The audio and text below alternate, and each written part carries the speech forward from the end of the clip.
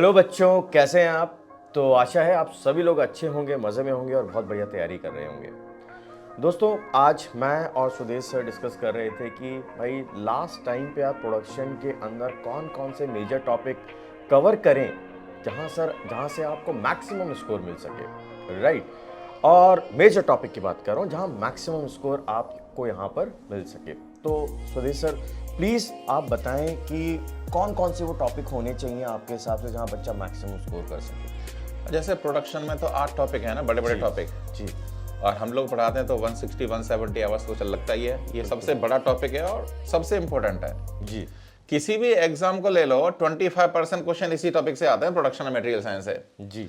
तो देखो, अब पहली बार देखेंगे जैसे आप मटेरियल साइंस ऑफ फॉर्मिंग, क्योंकि कुछ टीचर्स भी कहते हैं कुछ सेक्शन मटेरियल साइंस में है, जैसे फ्लो क्लैरिफिकेशन वगैरह है, तो कुछ लोग कहते हैं मटेरियल साइंस में है, कुछ लोग कहते हैं फॉर्मिंग में है। इसलिए मैं मटेरियल साइंस और फॉर्मिंग को साथ में लेता हूं। The most important topic is the flow curve equation. जैसे होता है ना, sigma F equals to K epsilon raise to power N work hardening exponent strength coefficient, उसके बेसिस पर काफी प्रॉब्लम गेट में आती हैं और कॉम्पिटिटिव एग्जामिनेशंस में भी आती हैं। और देन उसके बाद देखोगे आपके work hardening exponent, spring back calculation, आपने लोड किया किसी एक पॉइंट से अनलोड किया तो स्ट्रेन कितनी होगी, इसका बहुत फ्रीक्वेंटली क्वेश्चन आते हैं इस पर हर कॉम्पिटिटिव एग्जामिनेशन में।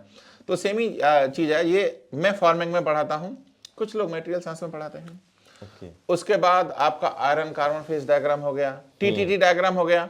देखो, इस आयरन कार्बन डायग्राम में बनाने के बाद कहां पे क्या क्या मिल रहा है एक्चुअली, जैसे यूटेक्टोइड पॉइंट पे क्या मिल रहा है, यूटेक्टिव पे क्या मिल रहा है, पेरीटेक्टिक पे क्या हो रहा है, उसका माइक्रो स्ट्रक्चर कैसे हो रहा है, और टीटीटी डायग्राम कैसे बनाया जा रहा है, ये जरूर मालूम होना चाहिए। क्योंकि अगर आपने रट लिया तो उसमें प्रॉब्लम है, कभी हार्डनेबिलिटी का क्वेश्चन आ गया तो गोल हो जाएंगे आप, क्यों हार्डनेबिलिटी का कंसेप्ट ही टीटीटी डायग्राम से आता है जी। तो ये चीजें करवा। और फॉर्मिंग में देखो, गेट के लिए सबसे इंपॉर्टेंट चीज होती है रोलिंग, क्योंकि ये रोलिंग जो टॉपिक होता है 2 दिन पहले रिवीजन करने का है, क्योंकि 90% प्रोबेबिलिटी वो आएगा ही आएगा उसमें जी। और रोलिंग ऐसा टॉपिक है कि बहुत इजी है, थोड़ा बहुत फंडामेंटल क्लियर को करो आंसर बन जाता है। तो रोलिंग बहुत इंपॉर्टेंट है।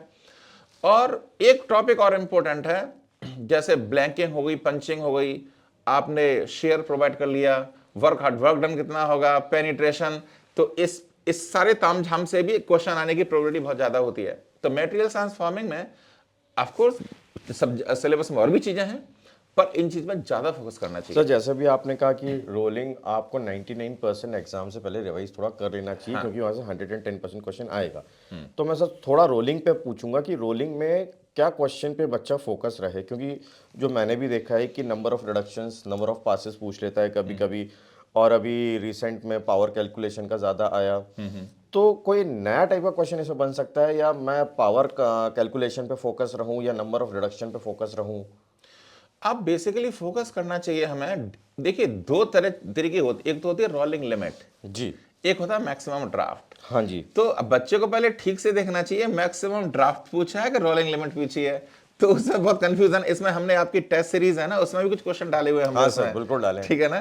तो हमें फोकस करना चाहिए जो डेरिवेशंस है ना, रोल सेपरेटिंग फोर्स लग रहा है, डेल्टा एच है, उससे हमने एल निकाला, जो एक सीक्वेंस ऑफ डेरिवेशन है जी। अगर उस डेरिवेशन में फोकस करेंगे 100% आप गेट के एग्जाम में जो भी क्वेश्चन है उसको हिट कर सकते हैं आप। जी। डेरिवेशन को फोकस करो, उसमें रोलिंग लोड कैलकुलेशन भी है, जी। नंबर ऑफ रिडक्शन अगर आपको निकालना है तो आप मैक्सिमम ड्राफ्ट से निकालें, रोलिंग लिमिट से नहीं निकालें। जी जी जी जी जी। सर, मैं जो डील करता हूँ, मतलब जो ज़्यादातर जो मैंने जैसे थ्योरी ऑफ मेटल कटिंग के अंदर देखा है, तो उसमें ज़्यादा जो क्वेश्चन मैंने देखे हैं, पहले बेसिक से अगर अपन बात करें तो आपको एक तो सिंगल पॉइंट कटिंग टूल की ज्योमेट्री अच्छे से पता होनी चाहिए, क्योंकि रेक एंगल को चेंज करके वो फोर्स एनालिसिस आपसे करवाएगा, थ्योरेटिकल और न्यूमेरिकल दोनों। दूसरा, आपको ज्योमेट्री ऑफ टर्निंग टूल पता होना चाहिए, क्योंकि 99% बच्चों को यहाँ पर बैक रेक एंगल और साइड रेक एंगल में अंतर ही नहीं पता होता है। ठीक है, तो ये ज्योमेट्री आपको पता होना चाहिए, मतलब ORS और ASS सिस्टम का आपको भी ध्यान होना चाहिए। फिर इसमें आपको ऑर्थोगोनल कटिंग सिस्टम के क्या अजम्पशंस होते हैं, अजम्पशंस पे क्वेश्चन आ रहे हैं दोस्तों। ठीक है, इनडायरेक्टली आ रहे हैं, पूछ नहीं रहा है पर अजम्पशन पे क्वेश्चन आ रहे हैं। ऑर्थोगोनल कटिंग के क्या अजम्पशंस होते हैं वो आपको अच्छे से पता होना चाहिए। ठीक, नेक्स्ट जो है आपका जो सबसे मेन क्वेश्चन एग्जामिनर यहाँ पूछ रहा है बार बार आप सभी बच्चे गलती कर रहे हैं, uncut chip thickness and width of cut orthogonal cutting में और आपकी टर्निंग एनालिसिस में। ठीक है, तो यहाँ से क्वेश्चन आने के ज़्यादा चांसेस रहते हैं। फिर अगर अपन बात करें आपके मर्चेंट सर्कल डायग्राम बहुत इंपॉर्टेंट है। मर्चेंट सर्कल डायग्राम में आप अल्फा को चेंज कर दें तो आपके कई क्वेश्चन तो बिना पेन उठाए हो जाते हैं। ठीक है, फिर उसके बाद अगर मैं बात करूं फोर्स एनालिसिस की, ये फोर्स एनालिसिस पे क्वेश्चन आपको आना ही आना है यहाँ पर, राइट सर? हाँ, जैसे ना कुछ भी आपको कंफ्यूजन लगे, जैसे अब देखेंगे गेट 2015 से 19 तक बहुत अच्छे क्वेश्चन आए थे। तो उसमें क्या जो भी आपको ऐसा लगे डिफिकल्ट चीज है, आप मर्चेंट सर्कल पे चले जाओ जी। जैसे उसमें जहां तक मैं रिकॉल कर रहा हूँ एक क्वेश्चन था कि आपका जो फ्रिक्शन फोर्स है वो कटिंग फोर्स के नॉर्मल है। हाँ सर, तो उसमें तब वो अल्फा निकलवाया था, अल्फा 0 था उसमें, मतलब उसमें कोई कैलकुलेशन कैलकुलेशन नहीं नहीं थी। बच्चे फॉर्मूले लगा रहे हैं सर। और अगर आपको पता है कि फ्रिक्शन कटिंग फोर्स के नॉर्मल तभी होता है जब अल्फा जीरो हो जाएगा, नो कैलकुलेशन। जो भी कंफ्यूजन हुआ मर्चेंट सर्कल पे जाओ। जैसे अभी 2018-19 में एक बहुत अच्छा क्वेश्चन आया था कि अगर आपको बीटा चेंज करेंगे तो चिप थिकनेस क्या होगी, बीटा वो मर्चेंट सर्कल पे आएगा। आप लोग पता नहीं कहां कहां की हवाबाजी कर रहे हैं उसमें आंसर में। मर्चेंट सर्कल पे जाओ, जो चेंज हो रहा है उसका मर्चेंट सर्कल पे क्या इफेक्ट कर रहा है, इजीली आंसर आ जाएगा। सर ऐसा ही जो क्वेश्चन में अभी टेस्ट सीरीज का नाम नहीं बताऊंगा कौन सी टेस्ट सीरीज में, ऐसा ही क्वेश्चन हमने रखा है अपनी इस टेस्ट सीरीज में। थोड़ा सा मैं रिवील कर देता हूं ताकि आपको थोड़ा इंटरेस्ट जगे। अगर आप यहाँ पर फ्रिक्शन की कंडीशन चेंज कर दें या कटिंग फोर्सेस चेंज कर दें तो आपका चेंज इन फ्रिक्शन एंगल कितना होगा, समझ रहे हैं? मतलब आईआईटी के पैटर्न को ध्यान में रखते ही सर ने और हमने इसी तरीके के क्वेश्चन डिजाइन किए हैं। क्योंकि एक्चुअली हम टीचर्स डिजाइन कर रहे हैं क्वेश्चन को। यहाँ पे जो भी यहाँ पे हमारा जो पीडब्ल्यू में क्वेश्चन पढ़ाने से लेके क्वेश्चन सब कुछ हम लोग कर रहे हैं, तो आपको क्वालिटी मिलेगी इसमें। जी सर। सर अगला टॉपिक कौन सा होना चाहिए आपके हिसाब से? अगला टॉपिक जैसे मेट्रोलॉजी, आपका मेट्रोलॉजी बहुत इंपॉर्टेंट टॉपिक है। जैसे हम बताते रहते हैं ना, गेट में 18 नंबर का आता है एक्चुअली प्रोडक्शन, क्योंकि जो भी 100 में से 18 नंबर सिर्फ प्रोडक्शन है। तो प्रोडक्शन में मेट्रोलॉजी बहुत इंपॉर्टेंट है, और उसमें लिमिट्स, फिट्स, टॉलरेंसेस वगैरह जैसे हम फिट डायग्राम बनाते हैं वो अच्छी तरह से सीखना चाहिए आप लोगों को। देन जो गेज डिजाइन है, अगर आप गेट के 10 साल के क्वेश्चन देखेंगे, ज्यादातर क्वेश्चन गेज डिजाइन के जो टॉलरेंस सिंक से क्लब करके दे रखे हैं, जैसे इलेक्ट्रोप्लेटिंग कर दी, what is the final dimension, ये ऐसे क्वेश्चन, इसका मतलब टॉलरेंस सिंक से आपका गेज डिजाइन क्लब करके दिया है। तो अब पीवाईक्यू, उसमें पर्टिकुलर पीवाईक्यू जरूर करना है। क्यों पीवाईक्यू अगर कर लिया ना, आपको आइडिया लग जाएगा कि आपको क्वेश्चन कैसे हिट करते हैं।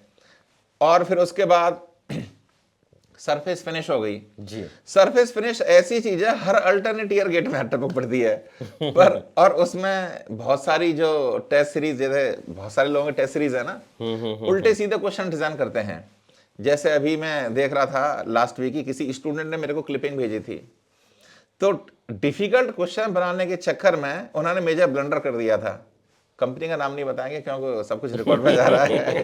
तो मैंने स्टूडेंट को बताया, भैया देखो ऐसा है, ये इन्होंने ब्लंडर कर दिया है, इससे आंसर नहीं आएगा। तो सरफेस फिनिश में जैसे सीएलई वैल्यू कैलकुलेट करते हैं, तो उसमें एक पैटर्न है, जहां से पैटर्न रिपीट हो रहा है वहां का एरिया ले लो, उससे कैलकुलेशन करो, आंसर बहुत ईजी हो जाएगा। और उसको जरूर करना है, क्यों इसमें गेट में बहुत क्वेश्चन आते हैं उसके सरफेस फिनिश के। और दूसरी है स्क्रू थ्रेड मेट्रोलॉजी, उसमें आपको वायर डायमीटर निकालने का इजी है। एक तरह का क्वेश्चन और आता है इसमें स्क्रू थ्रेड मेट्रोलॉजी में। मैं आपको एग्जांपल देता हूं, गेट 2002 में, क्योंकि मैं इस इंडस्ट्री में 23 ईयर से हूं, पुराने क्वेश्चन जो डिफिकल्ट थे पीवाईक्यू से निकाले दिए लोगों ने, जिससे नहीं हो रहे हैं। एक क्वेश्चन था जहां जुगाड़ फेल हो जाता है। हाँ, तो गेट 2002 में एक अच्छा क्वेश्चन आया था। लोगों ने सोचा डेटा गलत है, आईआईटी वालों ने गलती कर दी। जी सर। पर मैंने क्वेश्चन कराता था क्लास में, पर वो लोग मेंटेन कर रहे थे, भैया गलती कर दी क्वेश्चन में आईआईटी वालों ने। Same question with slight different data gate 2011 में आ गया वो। तो अब तो कह नहीं सकते, दो बार तो आईआईटी गलती कर नहीं सकता ना। तो उन्होंने देखा मेरा सॉल्यूशन क्या था, फिर वहां मेरा सॉल्यूशन कॉपी करने में भी गलती कर दी लोगों ने। तो ये जैसे ना error, it is called error in screw thread metrology, हम क्लास में कराते हैं। तो उसको जरूर देखना, क्योंकि 2 बार रिपीट हो चुका है इसका क्वेश्चन और बहुत हाईली फंडामेंटल क्वेश्चन है। और उसके बाद अलाइनमेंट टेस्ट भी देखना, इसके 2 बार गेट में क्वेश्चन आ चुका है और लोग अलाइनमेंट टेस्ट पढ़ाते नहीं है। बिल्कुल नहीं पढ़ाते। अलाइनमेंट टेस्ट बहुत जरूरी है पढ़ना, ठीक है। तो ये मेट्रोलॉजी में इंपॉर्टेंट टॉपिक्स हैं। और सर अगर जो मैंने अनकन्वेंशनल मशीनिंग के अंदर देखा है, जिसको आप नॉन ट्रेडिशनल मशीनिंग मेथड कहते हैं, उसके अंदर जो सबसे ज़्यादा इंपॉर्टेंट है वो आपका है electrochemical machining, right. Electrochemical machining में सबसे बेसिक आपको फार्मूला जो है वो याद रखना है। उस फार्मूले के इर्द गिर्द आपके क्वेश्चन घूमते रहेंगे। उसमें सबसे पहली जो इंपॉर्टेंट चीज़ है उसकी यूनिट, ठीक हाँ, है बहुत इंपॉर्टेंट है एक्चुअली वो। सर। यूनिट पे वो बहुत फोकस होता है, ग्राम पर सेकंड के हिसाब से। उधर आपका वॉल्यूम भी जो रहेगा उस वॉल्यूम पर सेकंड के हिसाब से आपको पूरा कैलकुलेशन करना है ना। ग्राम हो गया, ग्राम पर सेकंड हो गया, सेंटीमीटर क्यूब पर सेकंड हो गया। इस बात पर आपको ध्यान रखना है। उसी फार्मूले को वो थोड़ा सा ट्विस्ट करते हुए आपसे उस इलेक्ट्रोकेमिकल मशीनिंग के अंदर कितना करंट यूज़ होगा, वो इलेक्ट्रोड का क्रॉस सेक्शन एरिया पूछ सकता है, आपका करंट डेंसिटी को क्लब करके। प्लस जो अभी तक नहीं आया, जो मुझे लग रहा है, वो है इलेक्ट्रोलाइट का फ्लो एनालिसिस इलेक्ट्रोड और वर्क पीस में। ये अभी तक कॉन्सेप्ट बचा हुआ है, पता नहीं किस साल या आईआईटी दे थे, राइट। तो क्रॉस सेक्शनल एरिया पे अभी रिपीट होगा, क्योंकि अभी भी नया नया कॉन्सेप्ट सर एंटर हुआ है। क्रॉस सेक्शनल एरिया निकलवा सकता है, निकलवाया नहीं है, पर उसने इनडायरेक्ट वे में लास्ट ईयर के एग्जाम में इसको यूज़ किया था। तो इस बार हो सकता है क्रॉस सेक्शनल एरिया पूछे, है ना। और आगे एडवांस अगर आप सोचें तो वो हो गया आपका फ्लो एनालिसिस। अगर मैं ईडीएम के अंदर जाऊं, इलेक्ट्रिक डिस्चार्ज मशीनिंग के अंदर, तो स्पार्क एनर्जी के ऊपर आपका काम यहाँ पर होगा। स्पार्क एनर्जी के अंदर जो आप यहाँ पे कैपेसिटर को चार्ज करते हो, उसका चार्जिंग वोल्टेज प्लस उस कैपेसिटर का क्या कैपेसिटेंस था, साइकिल टाइम, ये इंपॉर्टेंट है। और जो अभी तक नहीं आया है ईडीएम के अंदर, वो है वो वोल्टेज जिस पर आपको स्पार्क की क्या मिले, मैक्सिमम पावर। ये कॉन्सेप्ट अभी तक नहीं आया है सर। आ सकता है एक्चुअली, आ सकता है सर, है ना। तो ये आ सकता है आपका। और एमआरआर भी आ सकता है। मटेरियल रिमूवल रेट ईडीएम में अभी तक नहीं पूछा गया है, ये आप देख लीजिएगा, अभी तक नहीं पूछा गया ये चीज़ भी। और रिमेनिंग अगर अनकन्वेंशनल की बात करूं तो वो पूरा थ्योरेटिकल है। उसमें आपको पता होना चाहिए प्रोसेस का नाम, उसमें कौन सा मीडियम यूज़ किया गया है। जैसे अल्ट्रासोनिक मशीनिंग में क्या मीडियम था, स्लरी, है ना। उसका क्या प्रिंसिपल था, मैकेनिकल एनर्जी। तो प्रोसेस का नाम, मीडियम, और उसमें कौन सी एनर्जी यूज़ हुई है। चौथा, ज़्यादा से ज़्यादा एप्लीकेशन। तो मैच द फॉलोइंग ये क्वेश्चन आ सकते हैं। इसी तरीके का थ्योरेटिकल क्वेश्चन वहाँ पे आपको मिल सकता है सर। अगर मैं फॉलोइंग बहुत आता है इसमें, हाँ, रेस्ट ऑफ द फॉलोइंग बहुत आता है सर। सर अगर नेक्स्ट बात करें तो आपके हिसाब से अब क्या इंपॉर्टेंट इसमें होगा।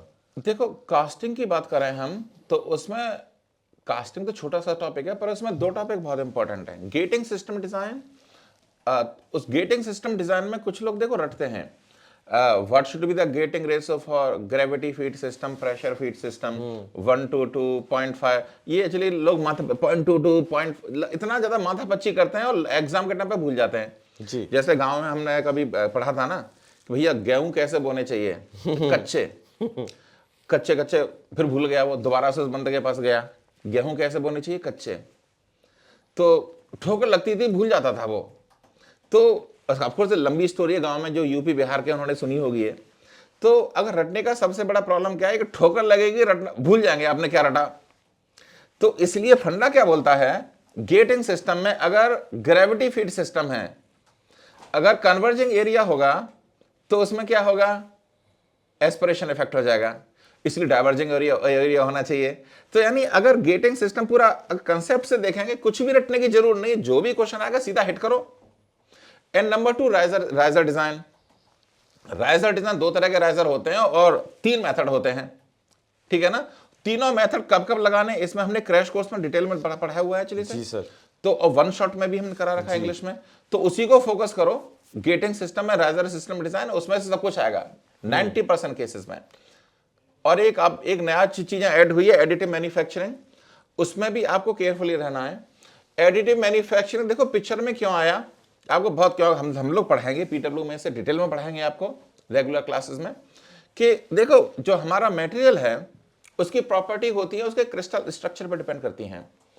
पर किसी मटेरियल की कोई प्रॉपर्टी का मैं एडवांटेज लेना चाहता हूं, पर क्रिस्टल स्ट्रक्चर तो अलाउ करता नहीं है उसको। तो हम क्या करते हैं, उस क्रिस्टल स्ट्रक्चर को प्रिंट कर देते हैं उसे, that such materials are called functionally graded material. तो ये एडिटिव मैन्युफैक्चरिंग का पार्ट है, तो यहां से शुरुआत हुई उसकी। जी अब कॉम्प्लेक्स पार्ट बनाने हैं आपको किसी मटेरियल के, तो ये सब एडिटिव मैन्युफैक्चर है। कौन कौन से मेथड है एक्चुअली एडिटिव मैन्युफैक्चरिंग के लिए, जो प्रोडक्ट बनाने के, तो इतनी चीजें पढ़ लो इसमें, क्योंकि अभी ज्यादा क्वेश्चन आए नहीं है इसलिए गैस नहीं कर पा रहे, पर इतना जरूर करो मेथड्स क्या क्या हैं, फंक्शनली ग्रेडेड मटेरियल थोड़ा सा पढ़ लो, तो उसमें मेरे ख्याल से सब ठीक ठाक हो जाएगा। सर, एक ना मेरा मतलब स्टूडेंट की तरफ से क्वेश्चन है। एक कास्टिंग के अंदर बहुत ज़्यादा ना डाउट अभी तक फैला हुआ है और मार्केट में अभी तक इसको कोई बता भी नहीं पा रहा है, जिस पे स्टूडेंट को शायद ज़्यादा ध्यान देना चाहिए। वो ग्रे कास्ट आयरन वाला, अगर आपको याद हो, ग्रे कास्ट आयरन जो गेट में 2-3 बार रिपीट हो चुका है और उसके सॉल्यूशन अभी भी ऊपर नीचे आ अभी रहे भी हैं, ऊपर नीचे होते रहते है हैं ना, तो उस पे आपको ध्यान रखना है। और दूसरा सर, क्वेश्चन में जब रहता है ना डाउन द स्क्रू करके कुछ, तो कोई बोलता है नहीं ये तो टॉप गेट है, कोई बोलता है नहीं ये तो बॉटम गेट है, कैसा पता करेंगे टॉप गेट है। तो मेरे ख्याल से सर यहाँ पे भी ध्यान देना चाहिए। हाँ, उसमें हमने वन शॉट सीरीज में कर रखा है हाँ हम सर, लोगों ने वो कर ठीक रखा है, तो मैं ध्यान देना बता चाहिए दूं सर। आपको, बिल्कुल सही ये बोल रहे हो। मिस्टेक करते हैं आप लोग और सर ने इसे कवर किया है, तो प्लीज आप देख लीजिएगा। ये सिली मिस्टेक्स है जो आप करेंगे और ये हमें पता है।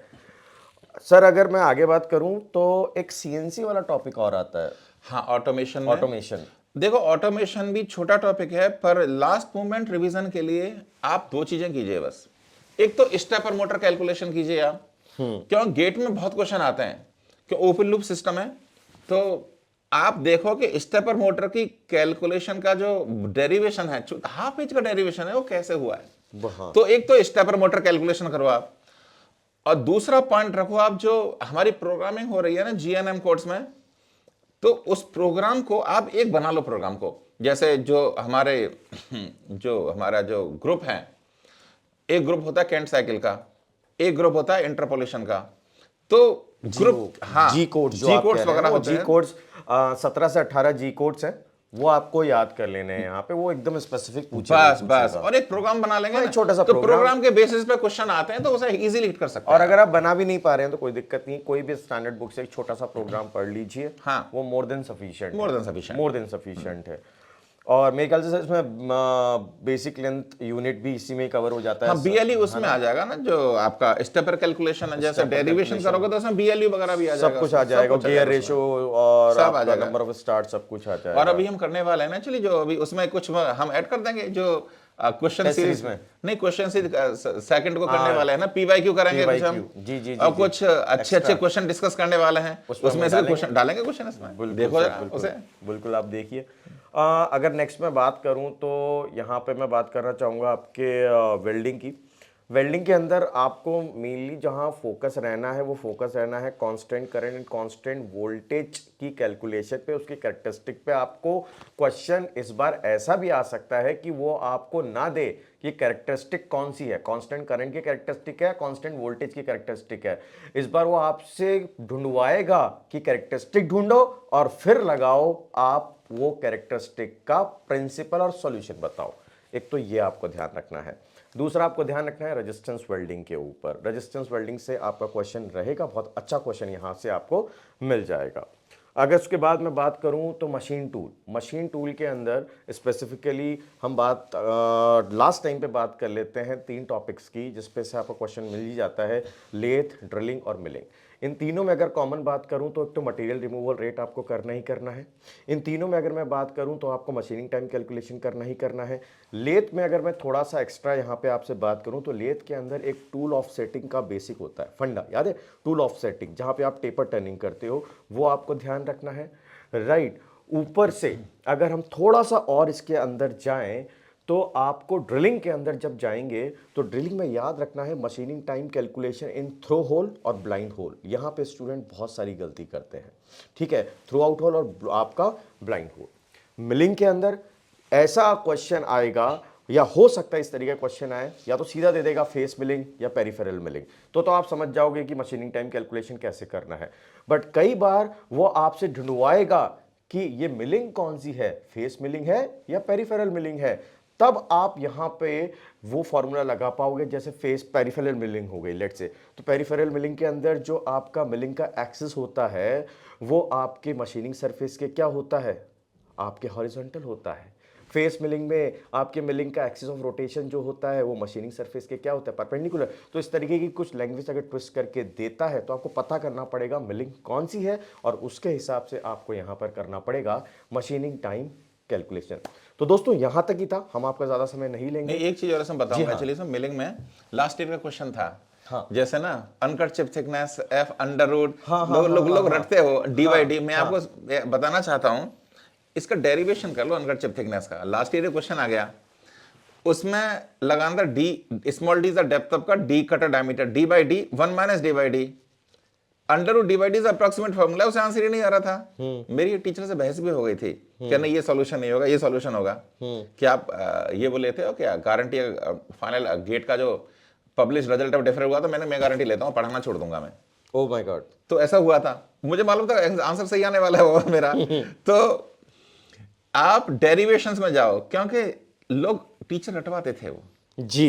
तो उसमें जो फॉर्मूला है F T under root small D by D 1 minus small D by D proof से आता है। ये डी बाई डी तुक्का है ना, चलिए ये अप्रोक्सीमेशन का अप्रोक्सीमेशन का है, तो उसे आंसर नहीं आ रहा था वो लास्ट ईयर वाला। तो थोड़ा फंडामेंटल्स पर जाओ, इसलिए हम बार बार आपको इंसिस्ट करते हैं, रटो मत चीजों को। जी। तो सर यहाँ पे से कंक्लूड करते हैं। तो थैंक यू बच्चों, आप जो टॉपिक्स और जो मेजर हमने आपको बताया है, मेजर एरिया जहाँ से आप अच्छा स्कोर कर सकते हैं, लास्ट टाइम पे आप उसी पे फोकस रहें, और कोई भी डाउट हो आप हमसे कांटेक्ट कर सकते हैं, राइट, और अपनी डाउट्स को रिजॉल्व कर सकते हैं। Thank you very much. Thank you very much.